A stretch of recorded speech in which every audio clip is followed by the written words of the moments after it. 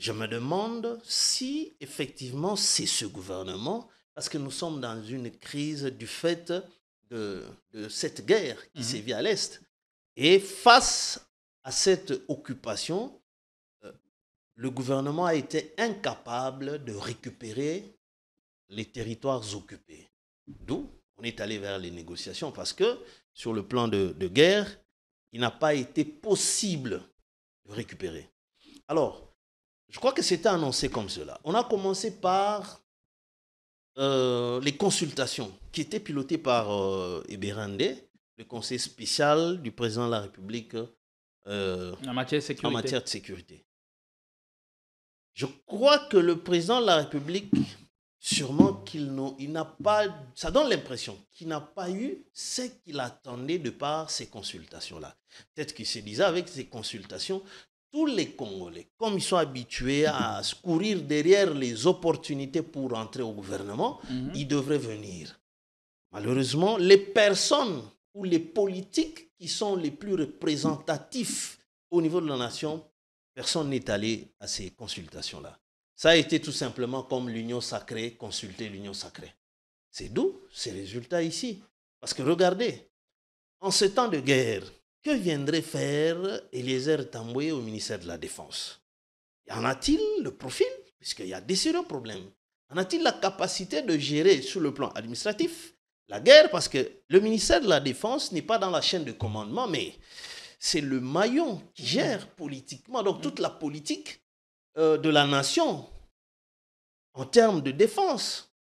Et regardez encore une note qui me semble être un peu incompréhensible. On prend celle qui était ministre à la jeunesse et on la flaque là-bas au vice-ministre des Affaires étrangères. Or, nous sommes dans une phase très complexe avec les discussions de l'extérieur. On a l'impression qu'on prend le même et on recommence. Et ce n'est pas un premier signe ou un premier chèque pour Félix Tshisekedi dans sa volonté d'avoir un gouvernement resserré d'ouverture. Tshisekedi avait déjà subi son échec par les élections.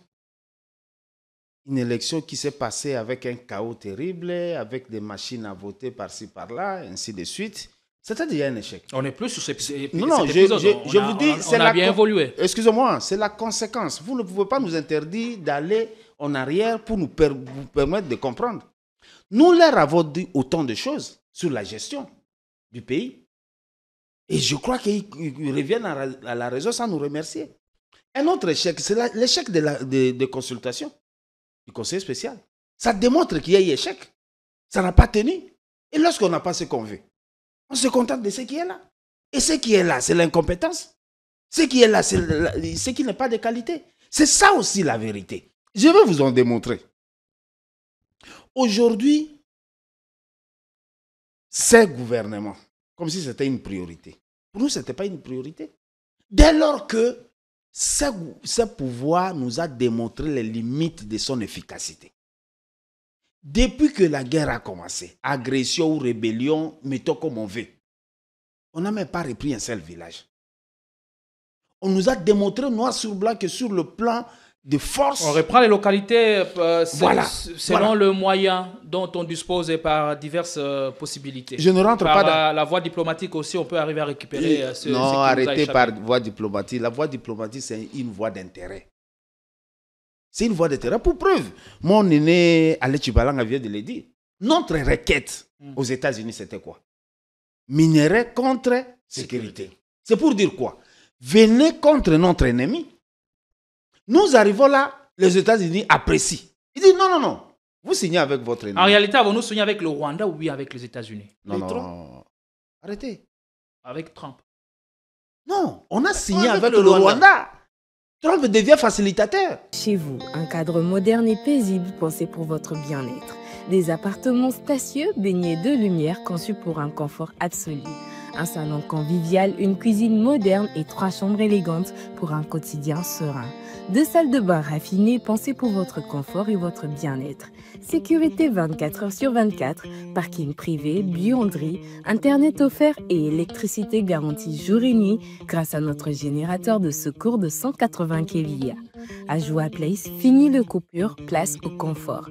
Chaque détail est pensé pour faire de votre appartement un véritable havre de paix.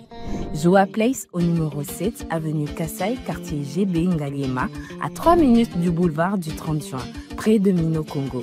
Contactez-nous au plus 243 816 033 128. N'attendez plus, faites de Joa Place votre nouveau chez vous. Dans le cadre de la préservation deux acquis comme voulu par les présidents de la République, 2024 pour l'inspection générale de finances sera une année de renforcement de la lutte contre la corruption et les antivaleurs dans la gestion publique. Pour ce faire, ce service de contrôle supérieur a lancé 222 points de contrôle dans l'ensemble du territoire national. Cette énième vague de la patrouille financière s'annonce énorme. Les entités à surveiller sont la DGI, la DGRAD, la DGDA, avec les provinces de Kinshasa, de la Tchopo, du Nord Kivu, du Congo central, du Haut-Katanga et du Lualaba. Aussi dans le lot du contrôle, 12 ministères sont concernés, 44 établissements et entreprises publiques, 7 provinces et 12 entités territoriales décentralisées et enfin la chaîne de la dépense publique. Les contrôles a priori, dit la patrouille financière, restent le mode par excellence du contrôle des finances publiques en RDC. Totikala Setseko Ndenali Puta na wax de Maman Moseka Letoko Maka légende na 3.5 4.5 to 5.5 dollars signature Yalibela et Tikali inoubliable avec le wax de Maman Moseka.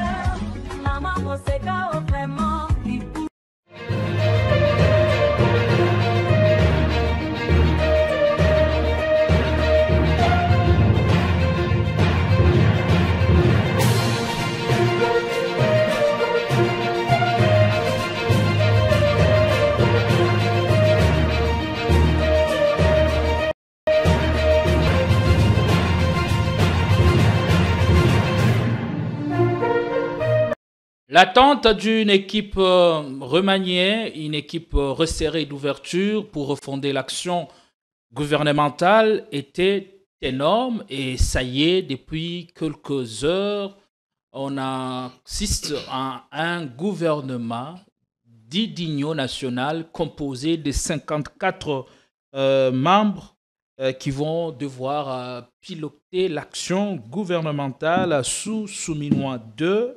Un gouvernement avec bien des surprises. On va le relever sur ce plateau, voulu tout au plus à 48 membres. On est allé jusqu'à 54. Alors, beaucoup de questions se posent. Quelles sont les raisons ou les enjeux qui justifient cette situation? Est-ce un mauvais signe pour le gouvernement et le président de la République? Ce dernier avait tenu à avoir une équipe gouvernementale restreinte et d'ouverture pour permettre à ce que l'action gouvernementale ne puisse pas battre de l'aile. Avec nos invités sur ce plateau, on va largement revenir et leur poser la question des enjeux autour de ce nouveau gouvernement. Quels sont les objectifs spécifiques assignés à ce Souminois II?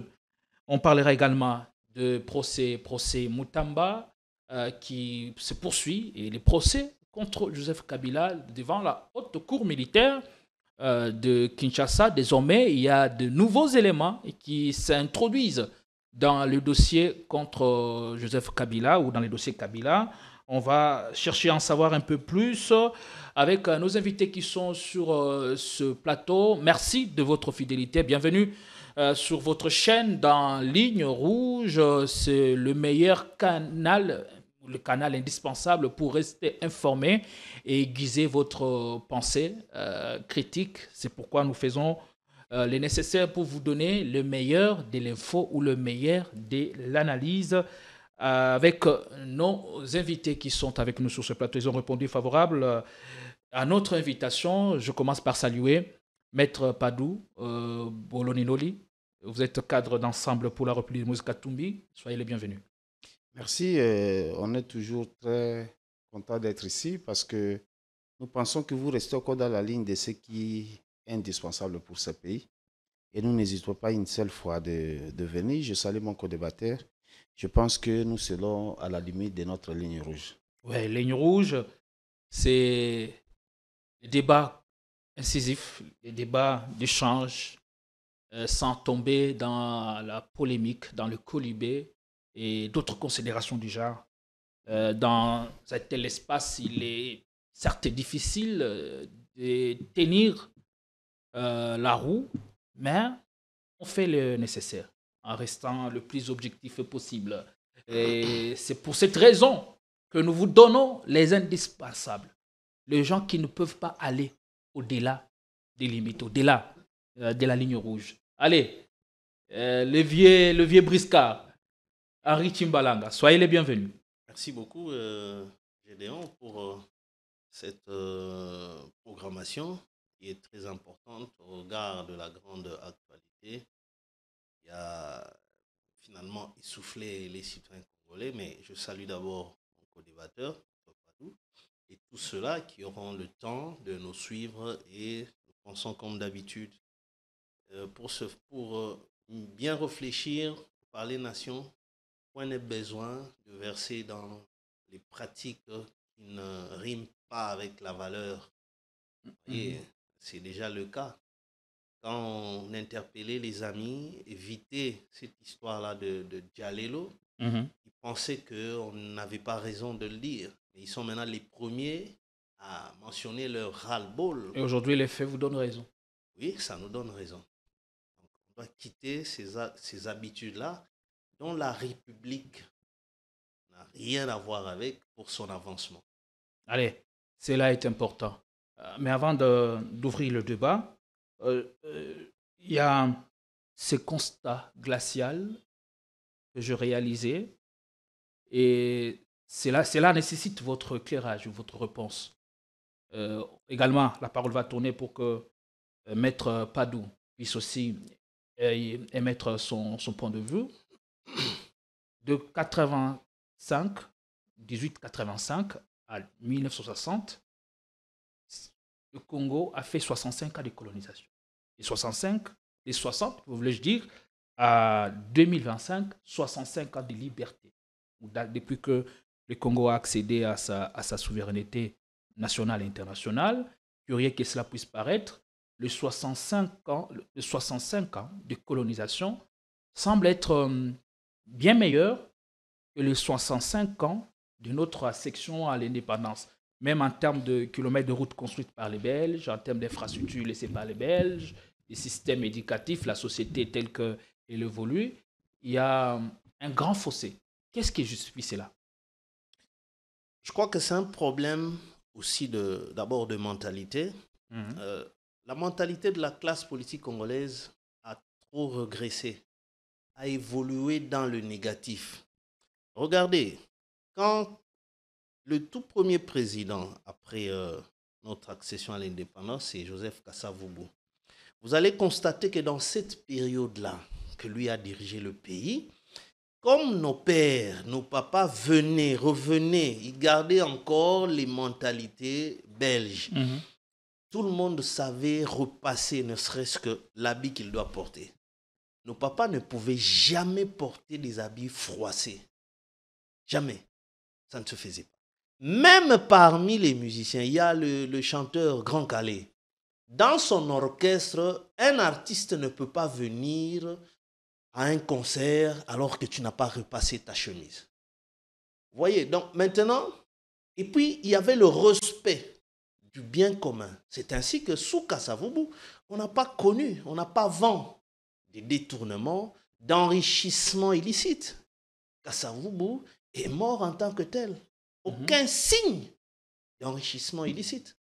Aucun signe, il n'avait pas développé l'égocentrisme, même quand on le déchoit. C'est par un communiqué du haut commandement. Lui, dans la douche, sa fille ou sa femme qui lui dit, mais il y a un communiqué qui est en train de passer en boucle sur la radio.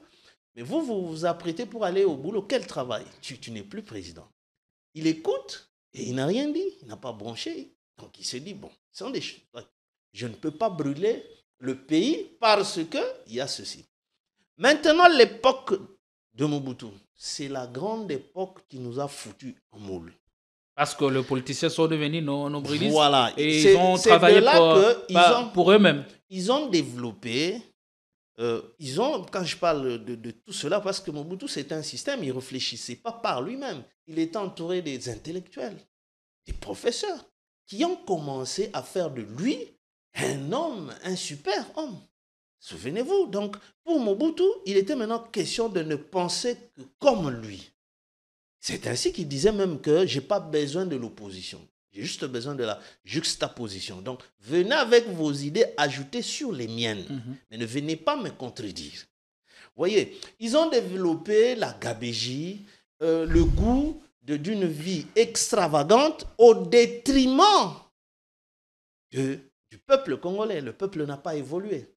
Et cette mentalité-là a caractérisé finalement la classe politique congolaise et plus loin, toute la société. Regardez, même l'Église, qui devrait jouer le rôle central de moralisateur de la société, aujourd'hui, vous conviendrez avec moi que nos pasteurs, on les a vus, les mêmes qui couraient derrière Mobutu, la nouvelle génération, je peux dire ainsi, qui s'est fait passer pour des kabylistes.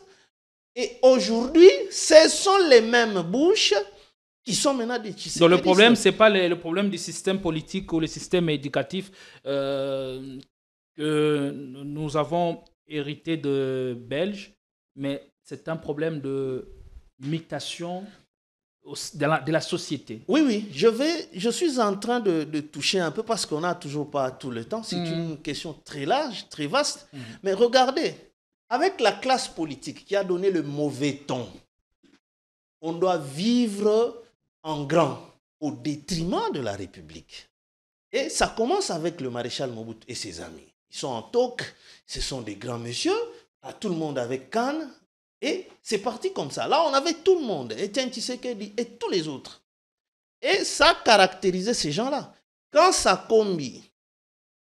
et pendant 32 ans, ça s'est métastasé. Voilà. Et maintenant, les autres qui venaient contre le régime de Mobutu, dans le fond, c'est comme si ce n'était pas effectivement une bataille contre cette gestion-là qui ne répond pas aux bénéfices du peuple, mais ça devenait tout simplement comme « ôte-toi de là, que je m'y mette ». Comment expliquer qu'aujourd'hui, on a vu les vieux routiers qui vont se taper des abacostes à l'effigie de Félix. Vous comprenez, des gens qui ont commencé la politique pendant que Félix peut-être n'était même pas né. C'est une image qui vous offusque. Mais tout à fait. Et quelle interprétation vous donnez à cette image? Ça voudrait dire que la mentalité, ces antivaleurs-là qui ont gardé le pays dans le gouffre... On refait surface. Donc non, ça ne nous a jamais quittés. Okay. Refaire surface voudrait dire que c'était parti. Moi, je peux... Donc, pendant la période de Mouzé, voilà, on a constaté je voulais en parler. Une sorte d'évolution. Il y a eu cassure de ces mentalités-là. Mouzé ne voulait même pas le signe des richesses. Parce que c'était ça un peu la mentalité des révolutionnaires, les Cubains, les Fidel Castro. Il n'y a pas une vie qui dénote de cette richesse-là. La richesse n'est pas interdite. Mais maintenant, ne venez pas en politique pour être riche. Si vous voulez être riche, allez dans les affaires. Il y a des gens qui sont venus en politique étant déjà riches. Ça, c'est une autre paire de manches. Mais tout le reste ici, ils ne viennent qu'avec cette mentalité-là. Alors, ça fait qu'ils abrutissent même les militants. Comment expliquer, on a vu il y a une vidéo là, dans les matinées politiques de CG Kabouya. Un combattant qui lève son doigt et qui dit « Mais Misala. » Il dit « Mais qui parle de travail là-bas? Sortez-le, ne piétine plus ici. » Authentique. Donc vous comprenez que c'est mieux, on préfère ceux qui font les djalelo, il n'y a pas plus que longtemps. Au détriment de la compétence. On en a une petite preuve, je chute par là. On a vu la famille du pasteur Coutinho insulter en ce moment ici Joseph Kabila jusqu'à dire de sa bouche, lui, pasteur, qu'il doit être jugé nu. Mais curieusement, on voit sa fille. Pasteur de son État. Sa fille est nommée. Ça veut dire quoi? Donc les antivaleurs. Il suffit d'insulter. Voilà. d'être pourfendeur Voilà. Et pour avoir alors, l'intention. c'est ce qui explique que les gens maintenant se plongent dans cette mentalité-là. Quand vous venez pour parler une certaine logique ou bien un fonctionnement normatif, ça ne colle pas. Donc, c'est nous-mêmes qui encourageons certaines antivaleurs par notre façon d'agir. C'est pourquoi ici à Politico, nous avons toujours, avec conviction, répété que nous ne sommes pas motivés par le confort ni par la gloriole. Ce qui nous est destiné trouvera un moyen pour nous parvenir. Ça, c'est la pensée inspirée du coach Jean-Pierre Kayembetatou, que nous saluons de là où il nous suit. Maître Padou, votre lecture. Nous avons atteint 130 ans en raison des 65 ans de colonisation, de liberté. Mais les 65 ans de colonisation sont bien meilleurs que ce que nous avons pu faire par nous-mêmes depuis que nous avons accédé à l'indépendance en 60. Tout simplement parce que l'irresponsabilité devient une qualité. Je ne voudrais pas revenir sur des éléments assez intelligents que mon co-débatteur vient de dire là. Je vais ajouter un élément essentiel. Vous savez, Estan a dit, le monde n'est pas détruit par ceux qui font le mal. Le monde est détruit par ceux qui voient le mal et refusent d'agir. Une société qui a comme valeur la justice, c'est une société qui n'est pas seulement pédagogique, elle est aussi une société policière. Je vais dire quoi? Je vais tout simplement dire que lorsque la sanction n'arrive pas sur les antivaleurs, lorsqu'on doit voir des chègues qui font la loi, lorsqu'on doit voir des criminels qui font la loi sans sanctionner, ils savent qu'habituellement, ils peuvent ce qu'ils peuvent faire. On peut faire un petit mouvement, on va les retirer de là sans sanction, ainsi de suite. Ça n'évolue pas. Il y a d'ailleurs, je peux vous dire quelque chose. Les responsabilités collectives. Je peux vous donner un cas simple. Nous avons pris Maître John Padou, membre de Ensemble pour la République de Moïse Katumbi. Lorsque les gens écoutent ça, ils disent que pour faire un parti politique, il faut être un seul individu. Alors que la loi dit qu'il faut une représentation de chaque province. Le parti n'est pas le parti de Moïse, je parle de mon parti. Le parti n'est pas Ensemble pour la République différent de Moïse. Déjà, lorsque les intellectuels sont la scène Mandigas, ils vont me dire peut-être que bon, celui qui est connu, c'est comme ça qu'on fait référence. Mais non, mais qu'est-ce que nous inculquons? On a aussi un problème d'éducation civique. Lorsque vous lisez notre constitution, les partis politiques sont des cadres par excellence d'éducation civique de la population. Mais ils ne sont pas dans leur mission. Voilà. Lorsqu'on regarde le fonctionnement des partis politiques. Est-ce que nos partis politiques, comme les faits privés, font ce travail-là? Nous, lorsqu'on étudiait à l'école primaire, on avait les cours d'éducation civique, politique et morale. Il y avait un ouvrage intéressant, La politesse aux aïeux.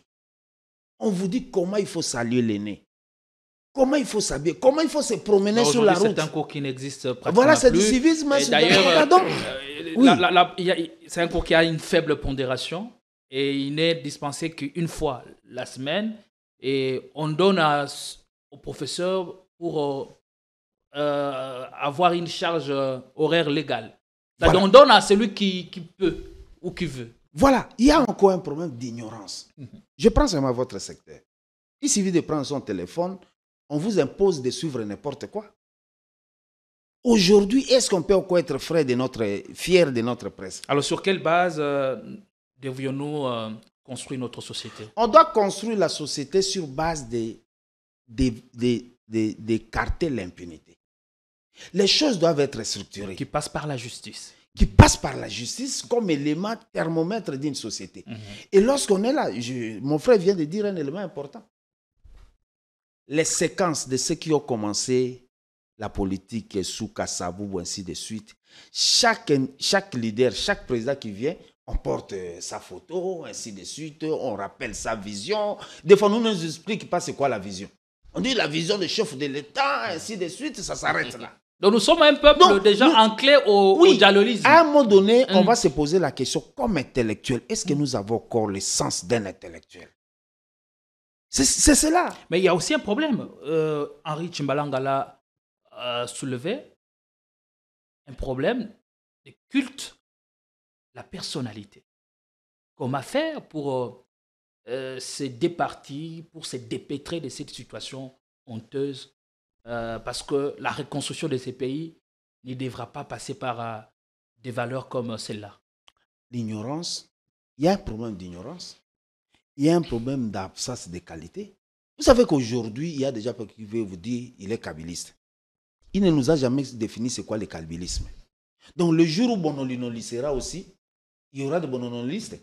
C'est très compliqué. Donc finalement, on est dans une société où le dérapage devient une qualité, où l'inconscience prend place. Et puis bon, vous avez relevé un élément important. Il faut partir par des injures, des ceci, des sabotages sur des individus pour que l'on soit en qualité. Donc, celui qui n'a pas le bon sens estime qu'il faut que je fasse comme l'autre pour que j'atteigne là où il est. Est-ce que l'encadrement de masse, l'encadrement de la jeunesse et l'emploi qui rémunère comme il le faut ne serait pas un déclic pour mettre fin à cet état de choses? Encore, il faut faire parce que les gens aussi suivent les leaders, parce qu'on sait que derrière eux, on peut se taper quelques billets. Encore qu'il faut comprendre que pour avoir l'emploi, il faut nécessairement que l'État le donne. L'État doit être capable de réguler, de faire en sorte qu'il promouvoie l'initiative privée. Tout le monde ne peut pas être à la fonction publique. L'État ne le fait pas et aussi les conditions d'entrepreneuriat au Congo sont très complexes et même kilométriques. On rentre dans ce que j'ai dit. On émet les lois. On doit avoir une justice qui sait sanctionner, même pour venir investir dans un pays. Mais il faut que la justice rassure. Il ne faut pas avoir un guichet unique où vous faites entrer pour créer l'entreprise, vous faites 40 jours. On dit le montant, c'est peut-être 70 000 francs à payer, mais il faut donner 250 ainsi. Il faut passer par des couloirs malhonnêtes pour gagner la vie. Voilà où nous sommes. Et la suite, c'est la conséquence. Aujourd'hui, quelqu'un peut se mettre là où vous êtes. Vous avez étudié pour ça. On vous a donné des règles, comment il faut se conduire, comment il faut recevoir les invités. Mais généralement, quelqu'un, excusez-moi de parler comme ça, généralement, quelqu'un fait aussi le travail qu'on a fait, il se qualifie d'être journaliste. Voilà le dérapage de la société. Allez, est-ce que c'est un sujet assez important. Moi, on aime aborder des genres de questions qui nous plongent dans notre culture et qui nous définissent en même temps. Vous aurez 30 secondes pour chuter sur ces sujets, qui n'est pas dans le menu du jour. Mais très important. Mais en 65 ans, avons-nous réussi à réfléchir par nous-mêmes et à ériger un véritable système éducatif? D'abord, je dis ceci, pour chuter sur ce... il y a la question que vous posez à Maître Illettré Capital. Je vais relever 3 ou 4 faits. Moi, je dirais que c'est le président de la République, le chef, qui doit soit il coupe avec ces histoires-là, ou soit il laisse aller et il va assumer les responsabilités.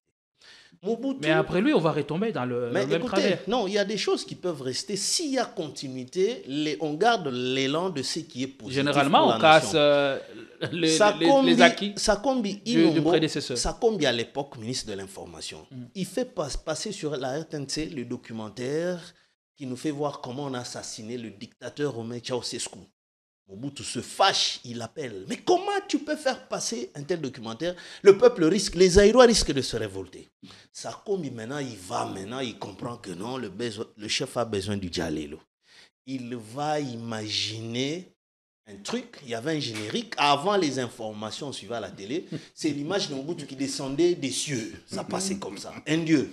Quand Mobutu voit ça, il a dit, voilà ce que tu dois faire.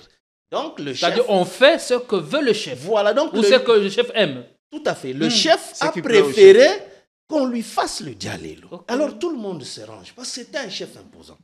Regardez, quand Étienne Tshisekedi fut nommé Premier ministre, tout le monde se range dans le respect des biens communs, avant que lui ne dise mot. Et il avait même dit à ses ministres, que dès que nous quittons le gouvernement, même le stylo qui a été acheté avec l'argent du Trésor public, vous devez retourner. Et sous lui, tous ces ministres, les Nabouni, Honorine, vous allez en mission, vous revenez, on comptabilise. L'argent qui reste, ça retournait. Dans les 3 mois d'Étienne Tshisekedi. Mais Mouzé arrive. Avec Mouzé, il y a, je crois, Lambert Mende, ou ça doit être lui, qui était parti en rébellion. Pourquoi? Quand la guerre éclate contre Mouzé, il organise une marche, soutient Mouzé avec des chansons à la gloire de Mouzé. Mouzé dit, mais C'est qui celui-là qui fait ce genre de choses de Mobutistes? Cherchez-moi ce monsieur-là. Quand il apprend que vous êtes fâché de ce comportement-là de Djalelo, c'est comme ça qu'il est parti. Il serait parti à la rébellion. Il faut commencer par se distancer. C'est le chef qui casse. Même dans les taxibus ici à Kinshasa, on était à 5 comme des sardines. Mais quand vous avez commencé la chicote, jusqu'aujourd'hui, nous gardons cette mentalité-là, on est qu'à 4. Qu'en est-il de ces médicatifs? Est-ce qu'on nous réussit à réfléchir par nous-mêmes depuis 60 à nos jours? Je crois qu'il y a eu par moments des efforts qui ont été lancés, mais malheureusement, du fait que la corruption n'a jamais été érigée en une infraction réelle qu'on punit, parce que ça se fait en combine, et je crois que je vais rejoindre Maître en disant que... Parce que quand la justice, le ministère public, n'agit que peut-être quand il y a... on lui permet sur le plan politique de le faire. C'est un danger. Or, le ministère public est là pour rechercher les infractions de lui-même. Il ne doit pas attendre qu'il y ait quelque chose. Sinon, on peut imaginer, restructurer l'éducation. Mais maintenant, dans le fait, si l'enseignant est mal payé, il va accepter la corruption des élèves. Si l'enseignant est mal payé, le même enseignant est engagé à donner le cours du soir aux mêmes élèves puisqu'ils sont faibles là-bas. Étant donné qu'il est payé à la maison par les parents de ces élèves-là, il a intérêt à ne pas voir l'élève échouer. Voilà. Et avec la multiplicité des écoles privées qui ont carrément dans leur mentalité un caractère commercial, ils évitent même de faire échouer. On prend la pédagogie de la réussite. Ils évitent de faire échouer les élèves parce qu'ils se disent si l'enfant échoue, on va perdre les parents vont le retirer de cette école-là. Alors, on fait monter. Donc, on n'a rien fait du fait que la société, on se réfère de ce qui se passe Merci beaucoup. À la tête. Allez, vous aurez aussi 30 secondes pour conclure sur ce sujet. Il relève un point capital. Pendant 65 ans, où la vision qui doit être prônée par celui qui a l'impérium, parce que généralement, ici chez nous, le chef veut entendre ce qu'il aime et il veut qu'on fasse ce qu'il veut. C'est une tentation et peut-être pour renforcer son pouvoir, et surtout lorsqu'on n'a pas de vision, ça se passe comment et la solution que vous pouvez préconiser? Je suis un peu d'accord à 80% avec ce que mon co-débatteur dit, mais il y a aussi un problème de la peur. L'essence de la responsabilité est basée sur des textes qui nous régissent. Pour qu'un bourgmestre fasse un peu la rigueur dans son secteur, il a peut-être peur de dire que bon, ça viendra d'en haut, on va me l'interdire. Mais lorsqu'on a des soubassements, parce qu'aujourd'hui, au travers nos lois, au travers nos textes législatifs et constitutionnels, on répartit même la responsabilité politique à 3 niveaux. Il y a le niveau local, il y a le niveau provincial et il y a le niveau central. Ce qui fait qu'aujourd'hui, un chef de collectivité, un chef d'un secteur, d'une chefferie, peut mettre de l'ordre dans sa chefferie. On est en train de vivre avec des ordures chez nous, partout. Est-ce qu'on a besoin que le chef là-haut tape sur la table? Il y a un sens de responsabilité de chacun. Lorsque nous nous réveillons avec nos enfants, on constate que l'enfant ne salue pas les autres le matin. On a besoin d'aller appeler le chef de la rue pour éduquer. On met la loi. Il y a un problème dans le chef de chacun de nous aussi. Ça peut arranger les choses. Ça, c'est une première phase. La deuxième phase, c'est justement ce que nous sommes en train de taper contre le comportement de ceux qui estiment que lorsqu'il est proche de chef, ainsi de suite, peut-être le chef peut envahir avec beaucoup d'appels, de dos, ainsi de suite. Et puis, bon, il doit voir le remaniement qui doit venir avec ses complicités, ainsi de suite, avec le mensonge qu'on peut relater, et sa conscience qui accepte peut-être ça. Alors, mais au-delà de ça, est-ce que nous avons encore le sens humain de considérer que dans ma petite parcelle d'autorité, je peux faire la loi? Dans ma parcelle, je peux mettre la salubrité. Est-ce qu'on peut encore réfléchir sur ça? Donc, on a autant d'éléments. C'est pour cela, quelle belle émission, mon Dieu. C'est pour cela qu'on n'a pas assez de temps. On peut longuement échanger là-dessus. Il y a beaucoup de choses à faire. Je crois que la prise de conscience d'un chacun permet à ce que la société essaie de marcher. Alors, lorsqu'on constate que c'est l'autre qui doit faire la loi, C'est cette comment on dit, antivaleur qu'on doit suivre pour mieux être, pour mieux vivre. Vous pouvez aussi faire comme les autres. Mais lorsque vous mettez un cadre qui permet qu'une catégorie donnée de la société vienne réfléchir sur des points cruciaux de la République, ça permet que la société évolue. Allez, la responsabilité collective. Et aussi les églises ont leur part de responsabilité. Je ne sais pas quelle est la mission d'une église. Est-ce que l'église ne doit que se limiter à prêcher Jésus, à préparer les âmes au salut, ou l'église a une mission qui dépasse le simple cadre spirituel, c'est-à-dire éveiller aussi les consciences, leur donner des armes pour qu'ils soient bien dans la société. C'est important. Et de temps en temps, on doit prêcher sur ça, les développements personnels, puisque la Bible en parle. Allez, on va marquer une courte pause en prenant cette pub, puis on revient pour ouvrir le débat avec le sujet d'actualité.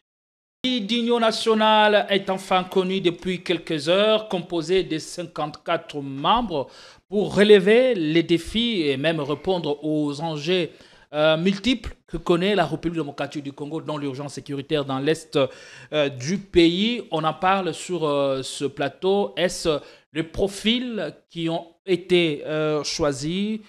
Beaucoup d'entre eux ont été reconduits et nous allons nous poser les questions de savoir si ce gouvernement sera à même de relever tous les défis. L'efficacité doit être au rendez-vous. Ce gouvernement de pré-dialogue, si on peut l'appeler comme ça, est-ce que c'est un gouvernement qui saura vraiment déterminer l'action ou refonder l'action gouvernementale? Parce que déjà, au sein des différents états-majors, même au niveau de l'Union sacrée, beaucoup s'en plaignent. On va ouvrir les débats avec Henri Tchimbalanga. Vous prenez la main. Première question, quels étaient les objectifs spécifiques à remanier ce gouvernement? Je pense que d'abord, je prends ce qu'avait annoncé le président de la République, que le gouvernement qui devrait venir, c'est pour juguler, sinon résoudre la crise sécuritaire à l'est de la République. Mais curieusement, tel que le gouvernement vient d'être publié, il n'y a pas eu grand-chose. Aucune entrée significative en termes de, si on peut faire la balance, à part Adolphe Muzito. Alors, je me demande si effectivement c'est ce gouvernement, parce que nous sommes dans une crise du fait de cette guerre qui sévit à l'Est. Et face à cette occupation, le gouvernement a été incapable de récupérer les territoires occupés. D'où on est allé vers les négociations, parce que sur le plan de guerre, il n'a pas été possible de récupérer. Alors, je crois que c'était annoncé comme cela. On a commencé par les consultations qui étaient pilotées par Eberande, le conseil spécial du président de la République en matière de sécurité. Je crois que le président de la République, sûrement il n'a pas, ça donne l'impression qu'il n'a pas eu ce qu'il attendait de par ces consultations-là. Peut-être qu'il se disait avec ces consultations, tous les Congolais, comme ils sont habitués à courir derrière les opportunités pour entrer au gouvernement, ils devraient venir. Malheureusement, les personnes ou les politiques qui sont les plus représentatifs au niveau de la nation, personne n'est allé à ces consultations-là. Ça a été tout simplement comme l'Union sacrée, consulter l'Union sacrée. C'est d'où ces résultats ici. Parce que regardez, en ce temps de guerre, que viendrait faire Eliezer Tamboué au ministère de la Défense? Y en a-t-il le profil? Puisqu'il y a des sérieux problèmes. En a-t-il la capacité de gérer sur le plan administratif la guerre? Parce que le ministère de la Défense n'est pas dans la chaîne de commandement, mais c'est le maillon qui gère politiquement. Donc toute la politique de la nation en termes de défense. Et regardez encore une note qui me semble être un peu incompréhensible. On prend celle qui était ministre à la jeunesse et on la flaque là-bas au vice-ministre des Affaires étrangères. Or, nous sommes dans une phase très complexe avec les discussions de l'extérieur, avec l'ennemi qui est en face. nous avons un problème très complexe avec la communauté internationale qui nous joue double jeu. Moi, je n'ai jamais applaudi Trump avec tout ce qu'il nous fait. Parce que quand Félix Tshisekedi est allé vers les États-Unis, je pense, à mon avis, que c'était pour que les États-Unis, au lieu que vous preniez des histoires à travers Kagame, venez directement ici et battez-nous Kagame carrément. On doit se débarrasser de lui. Mais curieusement, dans les accords, non, la RDC et le Rwanda sont d'accord de fournir les minéraux sur le marché mondial. D'accord sur base. Nous fournissons quoi? Nos minéraux à nous, on doit fournir ensemble avec le Rwanda. La RDC et le Rwanda sont d'accord pour la chaîne de valeur de bout en bout. Bout en bout, ça signifie de l'exploitation. Autrement dit, le Rwanda sera la police des États-Unis de l'extraction pour épier que voilà, c'est le tonnage qui arrive effectivement, qui a été extrait en RDC et qui arrive au niveau du traitement au Rwanda. Vous comprenez? Donc, alors, imaginez-vous, dans ce concert-là, aujourd'hui, l'EAC, la SADC, l'Union africaine font bloc pour fusionner. Ils disent que c'est pour que tout ce qui s'est fait à Washington et Doha soit plutôt aligné sur les initiatives africaines. Or, ces gens-là, mais Félix a fouillé ces organisations-là parce que, en réalité, il faut le dire, elles appuyaient Kagame. Et on sera rattrapé. Bon, maintenant, mais c'est pourquoi je suis en train de dire. Et dans ce domaine, dans cette bataille-là, moi, je ne suis pas étonné. Je souhaitais même personnellement que Kai Kwamba soit reconduit. Mais pas pour être appuyé par quelqu'un qui sort d'un autre ministère avec zéro bilan. Est-ce que ce n'est pas comment est-ce que dans un tel contexte, on peut accepter reconduire certains ministres qui ont brillé par l'incompétence notoire? Est-ce que ce n'est pas la prime à la compétence, la prime au travail bien fait, ou ce sont les considérations politiciennes ou politiques qui ont joué dans la balance? Je pense, je suis en train d'être convaincu que Félix Tshisekedi n'a pas eu ce qu'il voulait avoir à partir des consultations. Et là, on rabat toutes les cartes. Et c'est ainsi que maintenant, il n'a qu'à faire avec ceux qui sont là. Donc, quelque part, l'opinion qui trouve qu'il semble être satisfait avec le travail que les résultats de cette équipe qu'il a reconduit, parce qu'en essayant de bouger un peu à gauche, à droite, mais il n'y a pas grand-chose. Moi, je pense que si il avait obtenu gain de cause ou l'adhésion figure de proue de l'opposition, Katumbi, le PPRD avec Joseph Kabila, je crois que ça n'allait pas se passer comme ceci. Mais curieusement, comme ceux-là ne jurent que par le dialogue prôné par les CC et Cinco, je crois que ça ne devrait que le pousser à reconduire, parce que ça devient une opération inutile. Et quand on reconduit la même équipe, ce sera alors pour quel objectif? Si et puis, les objectifs premiers d'avoir une équipe resserrée et d'ouverture n'ont pas été atteints, on rabat du coup toutes les cartes et on se fixe une nouvelle direction ou trajectoire. Parce que regardez, mais cet objectif-là qu'il a encore annoncé jusqu'en dernière minute, à la veille, que ce sera une équipe resserrée. Malheureusement, avec 54 membres. Ça a échoué, 54, 57. Qu'est-ce que ça signifie? Rien n'a été réduit. Ce n'est pas une équipe resserrée. Selon même les attentes, regardez quand vous êtes journaliste comme moi, j'ai commencé ce matin par faire le monitoring. J'ai recensé d'abord. Que disent les médias? D'abord, non pas les médias, mais je suis allé sur les pages Facebook des communicateurs qui se disent privés du chef de l'État. Mais curieusement, eux tous, c'est la déception. Vous voyez ce que moi j'ai fait comme exercice. Donc j'ai compris que Félix Tshisekedi n'a pas obtenu ce qu'il voulait. C'est pourquoi, il fait avec ce qu'il avait. Il n'a même pas réussi à faire une équipe resserrée. Donc c'était un objectif aussi classique qui venait de lui-même. Donc moi je pense que il doit lui-même maintenant évaluer. Sinon, on va finir, lui risque de terminer avec un bilan qui sera très compliqué. Pourquoi on doit rester toute une nation ou tout un gouvernement? La chanson maintenant c'est les États-Unis vont en finir. Les États-Unis vont en finir. Et nous-mêmes, que sommes-nous en termes de nation? Que faisons-nous pour remonter la pente et remettre sur pied une armée du moins dissuasive? Zelensky qui se bat avec l'un des plus puissants du monde, il lâche pas prise, même devant Trump, dans le bureau de Trump. Il lui dit non, pas ça. Parce que Trump voulait faire recourir à l'escroquerie politique en lui faisant avaler un gros montant. Malgré les temps difficiles, durs, on mais il n'a pas perdu, voilà, il n'a pas perdu le Ça, sens de responsabilité et d'histoire et d'homme d'État. Il lui a dit non. Trump l'a même insulté.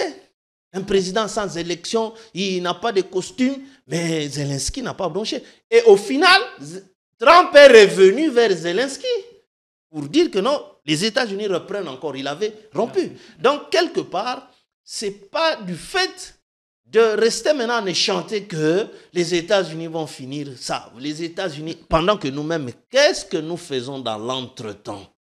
Allez, Maître Padou, que peut-on attendre de ce gouvernement dit d'union nationale?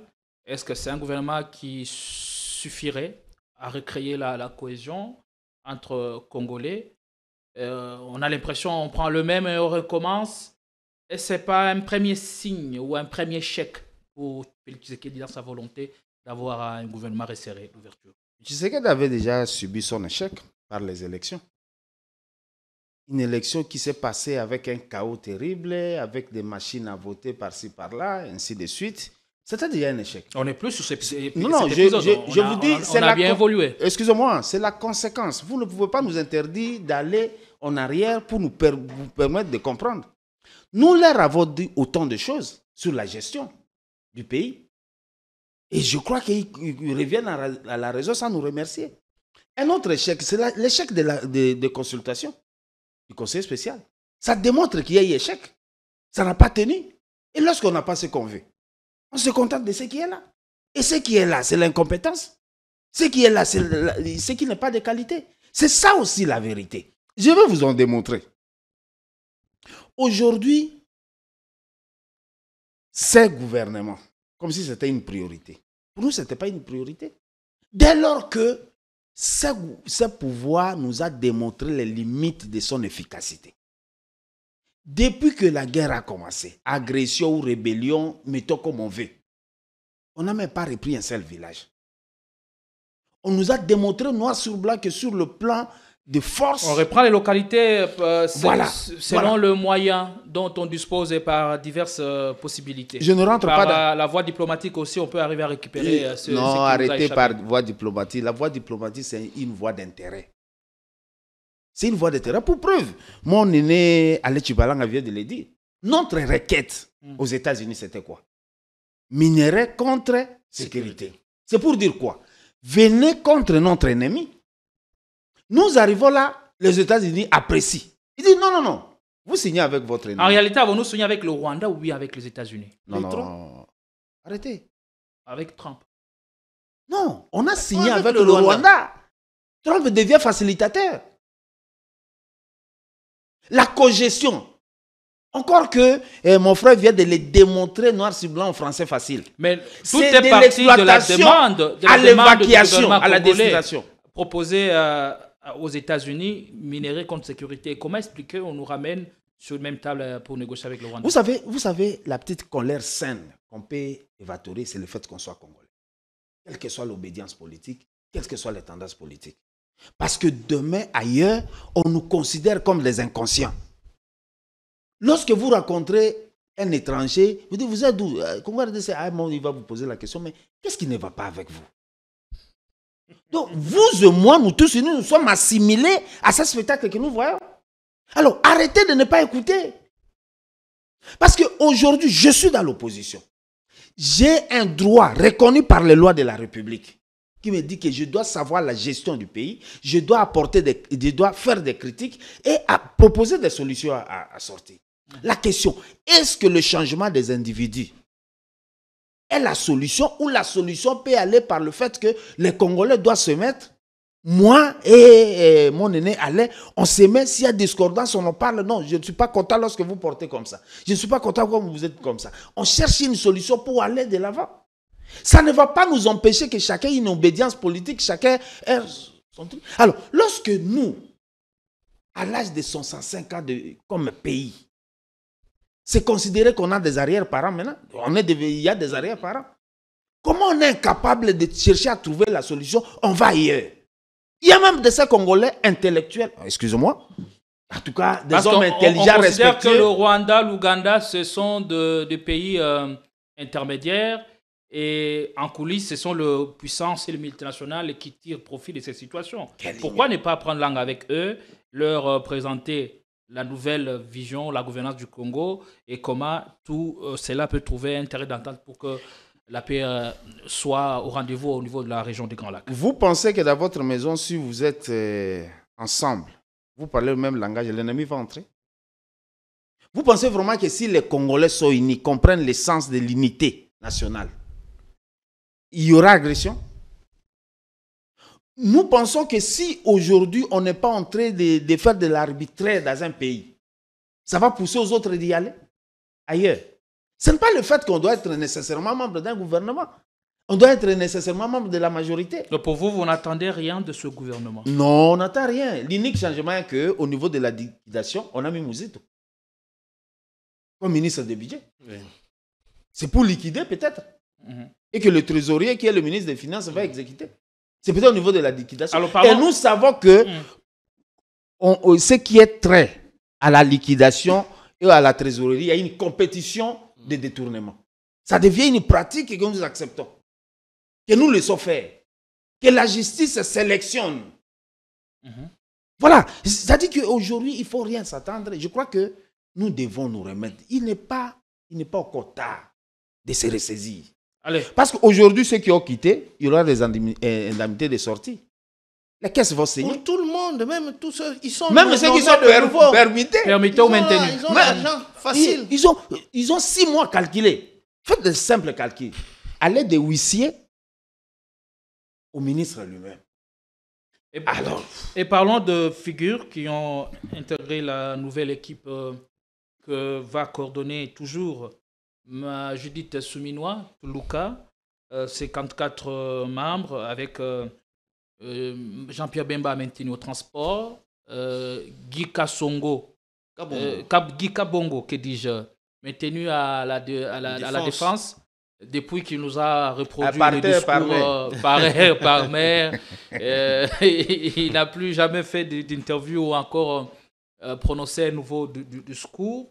Mouzito qui intègre, Grâce Coutinho, pasteur qui remplace Noëlla à la jeunesse.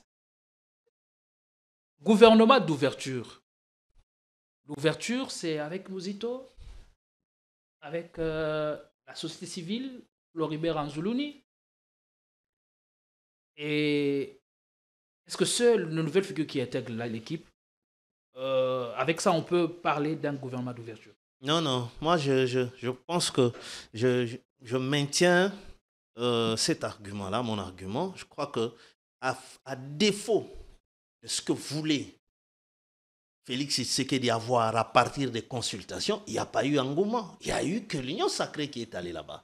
Ce n'est pas dans un environnement où vous comptez 57 membres. Même ceux qui ont été consultés, ou les représentants du FCC, comme se disait... Félix savait que pas ça. Ils sont venus d'eux-mêmes. Ils ne sont pas envoyés, mandatés par le FCC. Donc, ils ne devraient pas en tenir compte. C'est aussi une leçon que les Congolais puissent rompre avec ces sales manières-là. De chaque fois, on doit faire les mêmes jeux, les mêmes antivaleurs. Il y a une autre qui écrivait aussi, même au président, que voilà, je soutiens la candidature de Trump, la nomination de Trump au prix Nobel, ainsi de suite, aux délégués de FCC aux consultations. Voilà les conséquences. C'est-à-dire, ce n'est pas ce que voulait le président de la République. Le président ne les prend pas au sérieux, ou ce n'est pas parce que ce qu'il voulait ou ce qu'il recherchait. Écoutez, même quand il le met sur pied, l'union sacrée, sa philosophie était simple. Je vais d'abord vers ceux qui sont représentatifs sur le plan national. C'est pourquoi il a commencé par les Bemba, Katumbi, Bahati. Parce que sans ceux-là, l'union sacrée n'allait pas avoir jour. Il n'allait pas faire l'union sacrée avec des gens qui... D'abord, ici à Kinshasa, il y a beaucoup d'hommes politiques dont le parti politique n'est même pas dans les 24 communes sur la ville de Kinshasa. Alors, et l'échec des consultations initiées par le chef de l'État et piloté par le professeur Eberande Kolongue, les conseillers privés en matière de sécurité du chef de l'État, c'était dû à quoi? Est-ce que on connaît l'homme à qui on a affaire? C'est pourquoi tout le monde devient un peu réticent dans ses positions. On s'est dit, ce qui s'est passé avec Kabila, ça risque d'être la même chose. Si on allait, on intégrait les institutions sous ces formats-là. Si ce qui s'est passé avec Katumbi, ça risque d'être la même chose. Si on allait toujours sous ce format-là avec Félix Tshisekedi, et il se pose un sérieux problème donc. Je pense que quelque part, c'est lui-même qui a fait grandir cette opinion-là. En quoi faisant? Bon, prenez par exemple, quand il déclare fermement, ce sera un gouvernement resserré. On va diminuer, on va aller moins de 50. Il y a même le chiffre qui circulait autour de 48. C'était compréhensible. 45-48. Mais rien du tout. Ça voudrait dire que quand vous déclarez, c'est un engagement que vous prenez devant tout le monde. Donc vous devez faire suivre vous ressortez votre autorité. L'autorité de l'État, ce n'est pas seulement penser qu'on va installer à l'Est, mais d'abord ici sur place, à Kinshasa, on n'arrive pas, on n'y arrive pas. C'est tout le grand problème. On va rester dans le chapitre des slogans qui ne trouvent pas leur matérialisation. Et là, ça va faire que les autres auront peur de venir directement vers vous. Alors, ils souhaiteraient un cadre, que ce cadre-là soit comme un témoin. C'est ça le problème. Parce que quand vous y allez dans un cadre organisé par quand même ces structures-là qui ont déjà fait preuve, si aujourd'hui on a Félix Tshisekedi, président de la République, n'oubliez pas, le mérite c'est de la Senko. On l'a toujours dit ici. Quel est ce pasteur qui pouvait convaincre Etienne Tshisekedi, le sphinx de l'imité, à aller à ce dialogue-là avec Joseph Kabila? Qui? Edem Kodio qui est venu. Mais il en a eu pour son compte. Devant Etienne Tshisekedi, qui a dit, mais ça c'est un kabiliste. Mais là où la médiation panafricaine ou africaine a échoué, mais la Senko a réussi, nous sommes atterris en douceur. Joseph Kabila a du moins formellement renoncé à la bataille d'un troisième mandat. Il avait quel âge? Mais c'est sous les auspices, le savoir-faire de la Senko. Et maintenant, pourquoi on doit fuir ces gens-là au motif qu'ils vont assassiner Félix Tshisekedi? Mais quand même, on a proposé avec le bon profil, même si l'objectif politique n'a pas été atteint, on a réussi à composer avec le bon profil, à l'image de Muzito. Non, écoutez, et d'autres. Vous savez, quand vous avez tout un système, regardez comment ce gouvernement fonctionnait. Ils débattent au sein du gouvernement, mais sur quel type de projet? Ça nous sortait quel projet? Donc, j'ai l'impression comme si c'est déjà un système. Quand le ministre Gédéon amène son projet, même si c'est bidon, on doit toujours appuyer parce que le jour où Maître va amener aussi, on doit appuyer. Sinon, quand toi tu t'opposes, que non, là, c'est pas correct, tout ça, est-ce qu'il peut nous faire comprendre? On a ici, l'INAFOOT ne tourne pas faute de moyens. Ou à défaut, quand il y a championnat, le vainqueur n'a que 100 000 $, l'argent du fait du sponsor. Et le stade de Martyrs est fermé parce qu'il n'y a pas de toilettes, tout est sale. On a ici la maladie qui vient de sévir à Kinshasa, choléra. Il faut 750 000 $, mais on doit attendre que ça vienne des partenaires. Merci. Mais comment ce gouvernement-là arrive à débattre et à accepter qu'on sorte l'argent pour cette histoire-là de Barcelone? Donc ça voudrait dire l'entrée de Muzito en tant qu'individu, c'est un non-événement parce que Muzito était déjà proche de Félix Tshisekedi depuis longtemps. Il le disait. C'est ça même leur dispute avec Fayoulou qui avait crié sur lui que Muzito est un traître, il n'est plus de l'opposition ou de quoi leur résistance là. Donc l'entrée de Muzito, il va se noyer dans ce système-là. Le liquidateur, il a dit, mais l'ordonnateur, liquidateur, il liquide quoi? Ce qui est ordonné. Allez. Alors ce sera aussi un sérieux problème. On va prendre le deuxième sujet. Le long du boulevard de la Révolution, artère palpitante de Lubumbashi, s'élève en silence un sanctuaire du savoir, l'Institut supérieur pédagogique ISP. Sa silhouette austère, faite de bâtiments jumeaux, alignés avec une précision presque poétique, traduit l'ambition d'une institution résolument tournée vers la rigueur et la transmission. Ici, chaque mur porte les traces du temps et de l'effort. Dans la cour, les arbres, hauts et silencieux, offrent leur ombre généreuse à une jeunesse studieuse. L'intelligence circule à voix basse, entre deux cours, entre deux doutes. Et pourtant, derrière cette énergie, s'est cachée une souffrance silencieuse, celle d'apprendre sans banc, sans confort. Et c'est jeudi, cette carence a trouvé un début de réponse. Après l'université de Lubumbashi, le service national est heureux d'être ce jour à l'Institut supérieur pédagogique de Lubumbashi. C'est sur instruction stricte et en exécution de l'ordre du commandant suprême de forces armées de la République démocratique du Congo, de la police nationale congolaise et du service national, que celui-ci vient de doter en banc public les établissements d'enseignement supérieur et universitaire, ainsi que de l'enseignement primaire et secondaire du Nord Katanga. Le service national, déjà remarqué pour sa récente dotation de 1000 bancs à l'université de Lubumbashi, a remis à l'ISP 500 bancs pupitres. Un geste fort au-delà de sa valeur matérielle, car ici, l'acte prend sens dans son origine. C'est effectivement en matinée du 22 octobre 2024 que la direction générale de l'ISP Lubumbashi a approché le lieutenant général du service national pour lui soumettre l'impérieuse nécessité d'équiper notre établissement en mobilier, offrant à nos étudiantes et étudiants un endroit ergonomique, confortable et fonctionnel pour étudier et apprendre.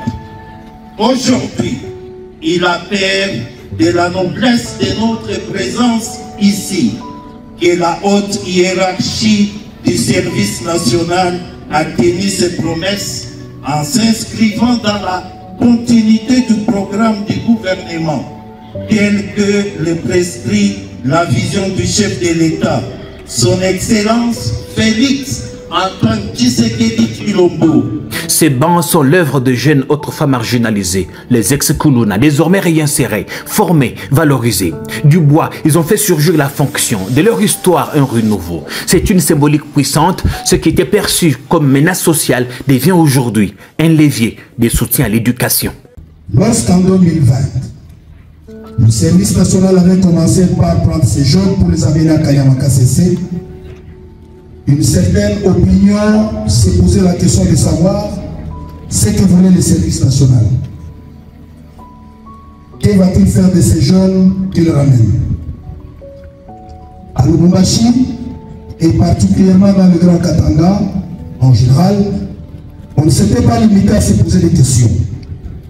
On avait plutôt choisi de tirer des conclusions aussi bien hâtives qu'accusatrices.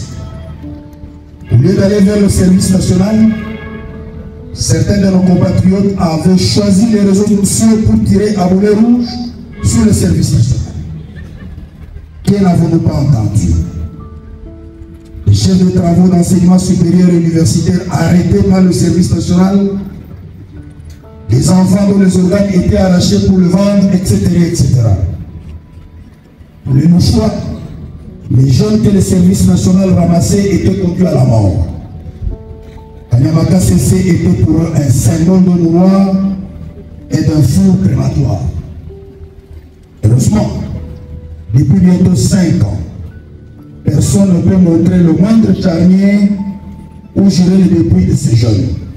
En un seul geste, le service national démontre que la réinsertion sociale et l'appui au système éducatif peuvent s'entrelacer harmonieusement. Ce n'est pas seulement du mobilier qui entre dans les auditoires, c'est une philosophie d'action, une volonté de redonner à chacun sa place dans la République. À l'ISP, l'atmosphère a changé, le soulagement s'est mêlé à la fierté et l'avenir semble enfin mieux assis. À l'unanimité, un seul mot revient. Merci au service national. Merci à son commandant. Merci au chef de l'État.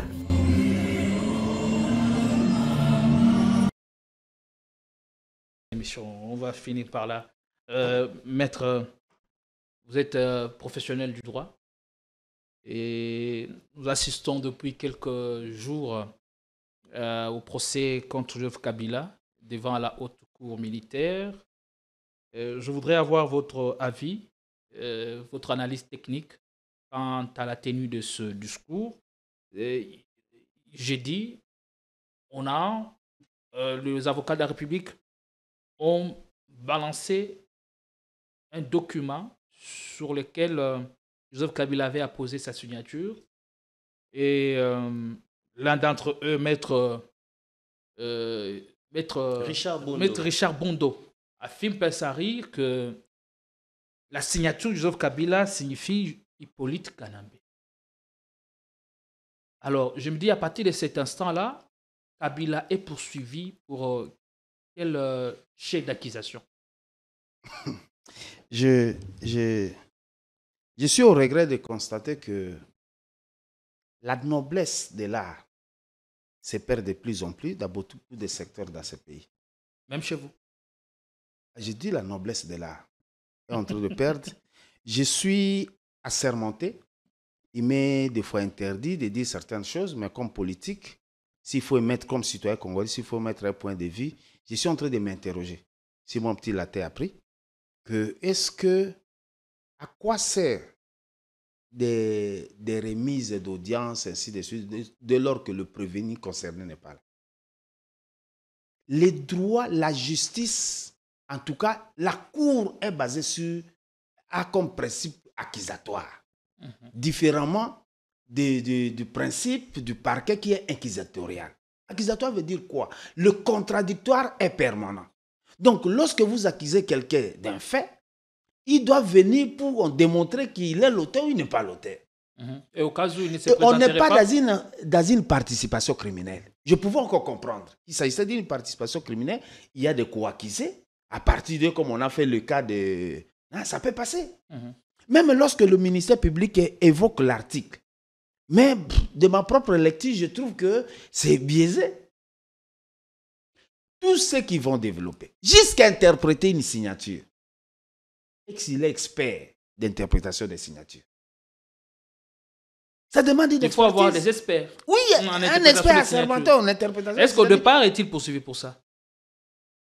Et puis, est-ce que les juges en question est le juge de la signature, est le juge de l'identité? Les compétences sont d'attribution. Alors, moi, je me dis, est-ce qu'on peut encore croire à ce pouvoir? Qui peut croire? Parce que même eux qui sont dedans, j'ai entendu dire, mon frère Chiba, on visita les communicateurs privés. Même les communicateurs privés sont en train de s'inquiéter. La manière dont ce procès se tient, ça donne raison au camp Kabila qui considère ce procès des politiques. Mais comment on peut... D'abord, il y aura condamnation. Ça, c'est lui. Il n'y a pas un contradicteur. Parce qu'en matière pénale, il n'y a pas une représentativité. Tant qu'il n'est pas là, tant que le prévenu n'est pas là, personne ne peut comparaître. C'est ce que dit la loi. Même les avocats, même s'ils donnent un mandat à un avocat, il ne peut pas. Parce que lorsqu'on dira l'instruction, on va poser la question à qui? C'est comme le cas de l'ancien ministre de la Justice. S'il n'était pas là, tous ces avocats allaient venir faire quoi? Il y a ces problèmes. Encore que l'auditeur général de FARDC, je parle de l'auditeur général, avait si que Kabila à Goma. C'est en République démocratique du Congo, non? On s'étape d'être souverain. Il y a une procédure lorsqu'on connaît qu'il y a un recherché de la justice qui est dans tel pays. On envoie le document. Est-ce que Kabila a été atteint? Est-ce que l'exploit lui a été parvenu pour retenir les défauts? On ne nous montre pas. On nous met dans un spectacle où nous devons regarder à la télé, et même excusez-moi, même les avocats, nos avocats aimables et intelligents, viennent saper même ce que nous estimons d'eux. Qu'est-ce qui devrait être fait ou quel aurait pu être l'idéal? Rechercher d'abord le prévenu, Joseph Kabila, mettre la main sur lui avant l'ouverture du procès? Effectivement. Nous, Congolais, nous avons besoin de savoir pourquoi Kabila a fait tout ce qu'on est en train de dire contre lui. Nous avons besoin de connaître est-ce qu'il a réellement fait. Pour en savoir, il faut confronter les faits. C'est aussi simple que ça. Ça peut prendre des années que ça peut prendre. C'est une action en justice. il n'y a pas prescription. Dès lors qu'il y a ouverture de l'action, on doit chercher à l'atteindre. Et au Nous cas avons la où il coopération- ne se présenterait pas et que on fait face à une problématique de preuve, parce que toujours on est en quête de preuves, il faut avoir des preuves matérielles ou physiques qui étayent sa participation au mouvement rebelle AM23 AC. À ce moment-là, que dit la justice? Que dit le droit? Le condamné par coutumance ou quelle est la sagesse du droit? Non, vous savez qu'en droit, lorsque le dossier est au parquet, c'est un dossier c'est une affaire qui est ouverte, RMP qui est ouvert entre celui qui a commis le forfait et le magistrat. Lorsqu'il auditionne, il trouve ce qu'on appelle les indices sérieux de culpabilité. C'est sur base des indices sérieux de culpabilité qui fait fixer les dossiers. Ici, nous ne sommes pas dans une partie soit criminelle qui, bon, j'ai un groupe de gens, mais l'autre là n'est pas là, on peut retenir les défauts sur base de leur déclaration. Donc sans indice sérieux de culpabilité, on ne peut pas ouvrir les dossiers. Il a trouvé les indices sérieux de culpabilité où? Sur un renseignement qui vient des services. Et nous savons comment nos services, ils sont intelligents. Excusez-moi, nos services sont intelligents, mais nous savons comment ils se comportent par les dérapages. Nous avons connu des gens qui sont passés par les services mais acquittés. C'est ça. Alors, tant que vous ne l'avez pas joint, pourquoi avoir fixé les dossiers? Parce qu'ils ont pour la péter.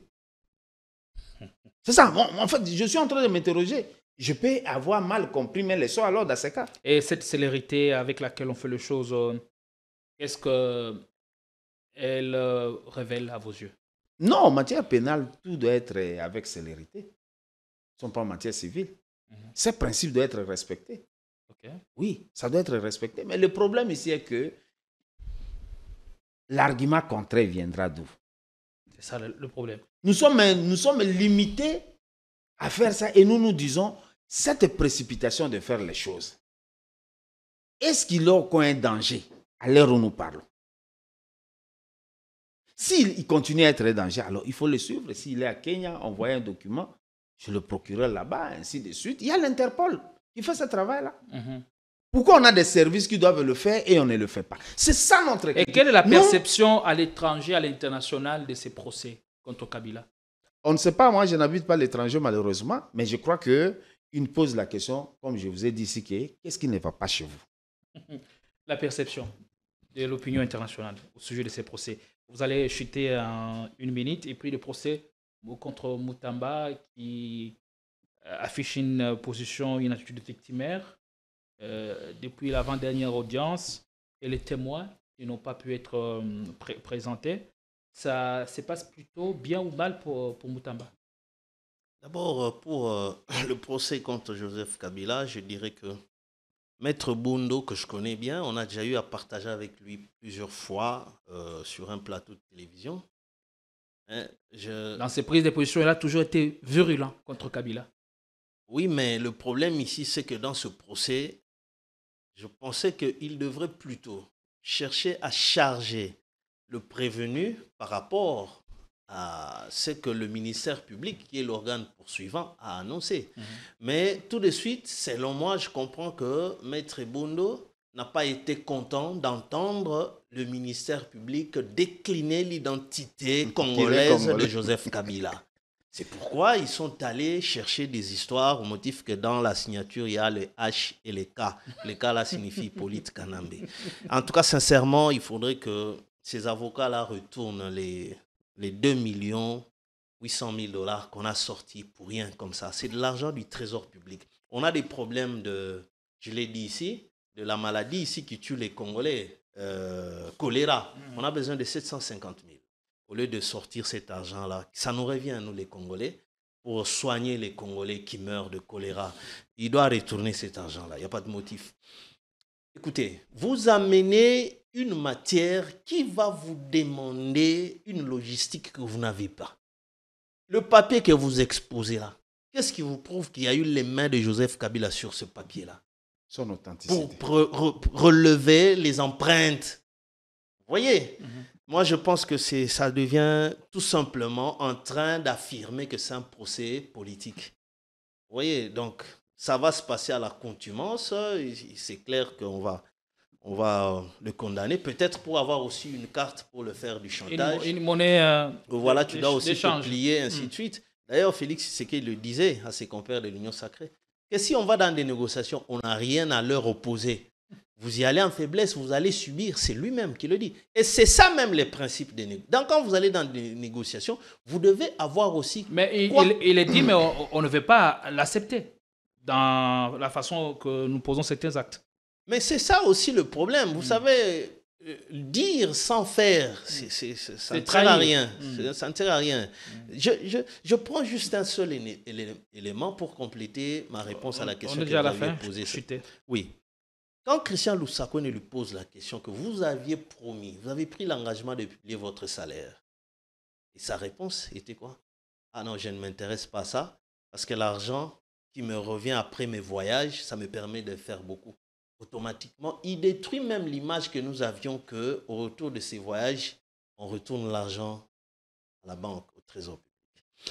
Je crois que le procès Moutamba, oui, les témoins que lui a cités, les témoins sont venus, sauf Madame la Première ministre. On aurait évoqué des raisons d'État. Mais ils n'ont pas témoigné. Mais si, j'ai suivi Rose Mutombo qui a expliqué, il a répondu aux questions qui lui ont été posées. J'ai vu Boalingue qui n'est pas venu, ainsi de suite. Mais je pense que Moutamba, je l'ai toujours dit, aurait pris une mauvaise direction. D'abord lui-même, il continue à entretenir un conflit ou les tensions entre lui et les magistrats. Et d'une part, ses avocats sont dans les mêmes faits comportementaux avec lui. C'est juste après chaque audience, c'est dehors des émissions qui commencent là en tant qu'avocat. C'est se décharger sur la justice. Alors, je ne sais pas. Au lieu de réunir les moyens de défense... Il récuse le juge. Bon, ça, c'est pas grave. Les membres de la composition. Maître est là, tu peux le faire. C'est bien ton droit. Mais est-ce que ça va changer pourquoi tu es poursuivi? Parce qu'ils doivent comprendre que ce n'est pas le fait de dire que l'argent est là, mais il est poursuivi pour intention de détournement. Mais l'argent est là sur quel compte? Mais c'est ça, tout cela, lui qui est un avocat, un juriste pratiquant d'ailleurs, mais malheureusement, je ne sais pas pourquoi il préfère exploiter le populisme, tout cela là. Je ne sais pas pourquoi a-t-il choisi cette voie-là. Même quand il s'est adressé au président de la République pour déposer sa démission, regardez les termes. C'est toujours le même comportement. Lui dire que moi j'ai fait ce que toi tu m'as donné à faire. Maintenant, je tombe comme un soldat. Je n'ai pas trahi. Est-ce que c'est ce que devrait contenir une lettre de démission? Donc, je pense que son procès, c'est lui-même qui risque de se créer encore. Parce qu'en plein procès, tu peux créer encore une autre infraction sur toi-même. En suivant le déroulé du procès, est-ce que vous vous dites bien que la thèse du complot contre Moutamba a toute sa place? Mon frère, quelle belle émission. Je suis très content. En fait, ce n'est pas une flatterie. Je crois qu'on doit redimensionner les choses comme vous le faites. C'est ça des émissions que les Congolais ont besoin. Félicitations pour ça. Merci. Non, je voudrais ici rejoindre mon frère. On disait que, bon, est-ce que Moutamba n'a pas droit de réquiser? Oui, il a droit de réquiser. Est-ce que c'est bon ou c'est mal? Ça, c'est autre chose. Mais la procédure prévoit qu'on peut réquiser lorsqu'on n'est pas d'accord. Alors, l'avantage du dossier Moutamba est qu'il est là, il est en train de présenter ses moyens de preuve, ses moyens de défense. Bon ou mal, ça ne nous concerne pas. Le juge, lors de son délibéré, aura de la matière. Contrairement à l'évocation, nous avons parlé du dossier Kabila ici. Mais tout le monde est en complot contre Moutamba, parce que cette attitude, il n'a pas commencé aujourd'hui. Il a même recusé les procureurs de la République. Ce qui est vrai que tout le monde n'est pas contre Moutamba, parce que ces avocats aussi sont dans tout le monde. Si les avocats acceptent, c'est qu'ils ne sont pas tout le monde.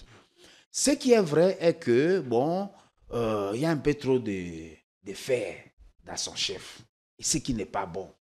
Il n'est toujours pas bon d'être en discordance avec le juge, avec la cour, pour ne pas parler de juge des individus.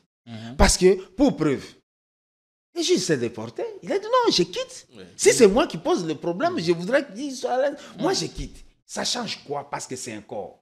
au niveau de la Cour de cassation, les délibérés faits en plénière. Même ceux qui n'étaient pas à coup, il y a un rapporteur qui est là, qui donne des éléments, ainsi de suite. Ça se fait en plénière parce que c'est la haute instance. Déjà, entretenir ce climat, ça va lui profiter ou pas? Entretenir ce climat, est-ce que dans un corps qui se sent, on peut accepter qu'on humilie un collègue? Pas du tout. Attention, c'est très dangereux. Ils sont indivisibles. Pédagogiquement, je crois que il ne faut pas qu'ils mettent l'émotion. Ce qui est vrai, il y a tentative de détournement. Senaref a arrêté l'exécution de cet argent dans le cadre de ses attributions. Vous y arrivez, vous dites non, le responsable de Senaref, comment on l'appelle, l'exécutif doit comparaître. Mais il y a la loi qui l'interdit de venir. Parce que c'est un magistrat au départ. Mais parlons alors de témoignage. Parlons alors de témoignage. Oui. En principe, le témoignage intervient pendant l'instruction, pendant l'enquête. Oui. Si pendant l'audience, on appelle le témoin à présenter le fait oralement, il va se présenter. Oui. Est-ce que dans le cas où, dans l'affaire Moutamba, les témoins l'ont fait avant, pendant l'instruction, pendant l'enquête? Et s'ils ne l'ont pas fait, pourquoi maintenant? Non. Il y a l'indépendance de la Cour. La Cour peut qualifier, requalifier, disqualifier les faits qui sont par devant lui. La question que vous aurez dû me poser, c'est de savoir pourquoi la raison d'État, la soi-disant raison d'État, devrait être présentée devant la Cour. C'est quoi une raison d'État? Parce que la justice est au-dessus de l'État. La justice juge l'État comme personne morale. Et condamne même l'État. Qu'est-ce qui fait? Quel est ce système-là qui dit non pour des raisons d'État? C'est là où ça nous inquiète. La Cour nous soumet à une inquiétude de dire, mais quel est cet argumentaire? Quel est le drôle argumentaire? On peut comprendre que la Cour peut poser 3-4 questions. Vous posez des questions. Bon, la Cour se sent déjà éclairée par rapport à ça. Ça peut se comprendre. C'est là la justice qu'on en veut. On peut refuser. Moi, je suis convaincu, pour ne pas rentrer dans le délibéré, qu'il y a quelque chose qui ne marche pas. Pour ne pas dire qu'il y a tentative. Et la suite, comment vous l'entrevoyez pour Moutamba? Vous allez chuter. La suite, c'est la suite des délibérés de la Cour. Il m'est interdit. Je suis assermenté. Il m'est interdit. Là, vous parlez en tant que politique. Oui, même en tant que politique, je ne me défais pas de ma robe. Ce qui fait qu'aujourd'hui, nous avons confiance en notre justice. On peut encore exprimer comme ça. Nous avons confiance en notre justice. Et nous pensons que les hauts magistrats, j'allais dire les hauts juges, diront le bon comme s'il y avait des bas juges. En tout cas, les juges sont compétents pour essayer de nous produire un arrêt qui va nous permettre, comme une jurisprudence, tout arrêt, toute décision judiciaire n'est pas une jurisprudence. Il faut argumenter les décisions. Il faut que ça soit noté. Toute décision judiciaire n'est pas une jurisprudence. Parce qu'il y a des jurisprudence, vous pouvez évoquer jurisprudence des grandes instances, alors que la Cour déjà l'avait attaqué, l'avait détruit. Donc, on a besoin que l'on dise qu'il a été jugé par la Cour. Telle décision, c'est une affaire similaire. Parce que la société, je vous ai dit qu'une société sans sanction, une société où on ne tape pas sur la table, c'est une société qui s'évanouit. Dans tous les cas, la République est perdante. Oui, la République peut récupérer ce qui a récupéré. Mais elle aura toujours à perdre, déjà. Oui, mais la sanction permet que les gens craignent.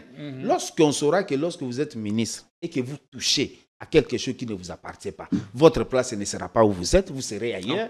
Je crois que ça peut réduire les choses. Merci beaucoup. Sinon, je réitère mes remerciements. Beaucoup. J'ai le souci de continuer ce débat avec vous y reviendrez. Ça a été bon, merci. Merci vous y reviendrez toujours. Merci beaucoup à Henri Tchimbalanga. C'est toujours un plaisir de vous avoir.